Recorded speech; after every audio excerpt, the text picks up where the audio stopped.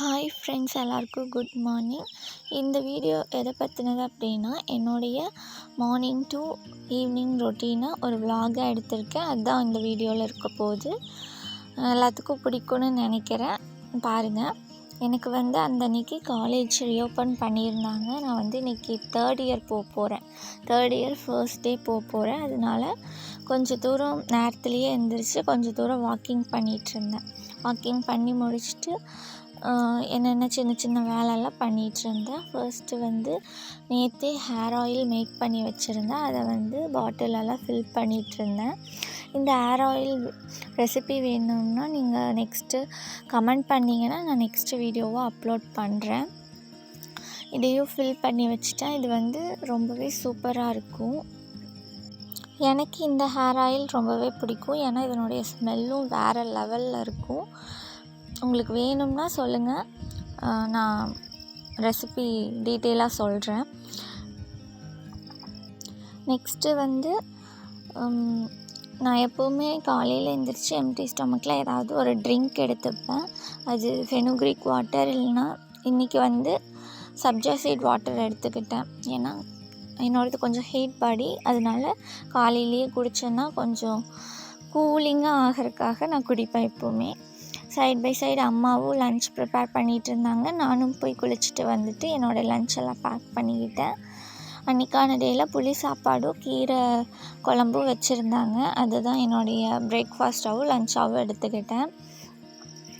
நானும் லன்ச்செல்லாம் பேக் பண்ணிவிட்டு காலேஜுக்கும் ரெடி ஆகிட்டு கிளம்பிட்டேன் வாக்கிங்க்காக. அதாவது எதுக்குன்னா, என்னோடய பஸ் ஸ்டாப்பிங், வீட்டிலேருந்து பஸ் ஸ்டாப்பிங் வரைக்கும் நான் நடந்து தான் போகணும். பஸ் ஸ்டாப்பிங்லேருந்து பஸ் ஸ்டாண்டுக்கு ஒரு பஸ்ஸு, பஸ் ஸ்டாண்ட்லேருந்து காலேஜுக்கு இன்னொரு பஸ்ஸு, அதாவது காலேஜ் பஸ்ஸில் போவேன்.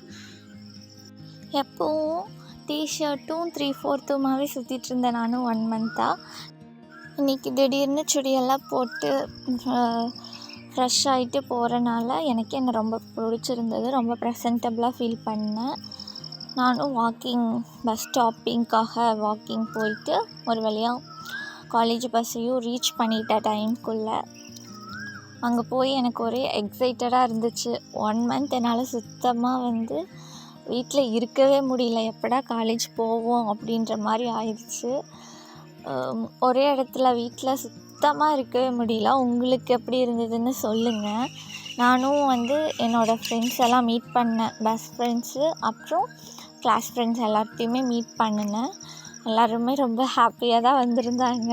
தேர்ட் இயர் வேறு போகிறோம், லாஸ்ட் இயர் நம்ம தான் சீனியர் அப்படின்ட்டு என்னென்னமோ பேசிக்கிட்டு இருந்தோம். அப்புறம் 1 மந்த்தாக நடந்த கதைகளையும் பேசி கண்ணை வலிச்சிச்சு. அப்புறம் தொண்டையும் வலிக்க ஆரம்பிச்சிருச்சு. அந்தளவுக்கு பேசினோம். இவங்க என்னோடய கிளாஸ் ஃப்ரெண்ட்ஸு. வீடியோ எடுக்கிறத பார்த்துட்டு டான்ஸ் எல்லாம் ஆடுறாங்க. இப்போ என்னோடய ஃப்ரெண்ட்ஸை இன்ட்ரடியூஸ் பண்ணுறேன். இவங்க சாண்டல் ஷால் போட்டிருக்கவங்க எங்கள் கேங் செலிப்ரிட்டி பிரத்திகா.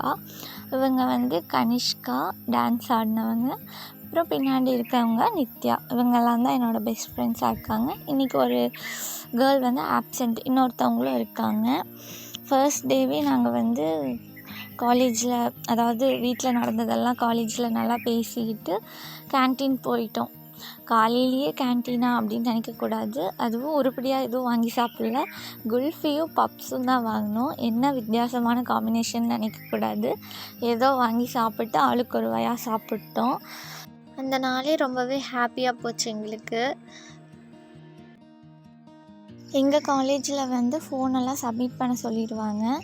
அதனால நானும் போய் கேன்டீனெல்லாம் போயிட்டு சப்மிட் பண்ணிட்டேன். கிளாஸ் ஹவர்ஸில் இருக்கக்கூடாது அப்படின்னு. அப்புறம் வீட்டுக்கு போகிற டைமிங்கில் தான் மறுபடியும் கிளிப்ஸ் எடுக்க ஆரம்பித்தேன். என்னோடய ஸ்டார்டிங்லேருந்து எண்டிங் வரைக்கும் பச்சை பச்சையாகவே இருந்திருக்கும் என்னை சுற்றி. ஏன்னா எங்கள் வீட்டை சுற்றி அப்படி தான் இருக்கும். இந்த வீடியோ பிடிச்சா மறக்காமல் சப்ஸ்கிரைப் பண்ணிக்கோங்க.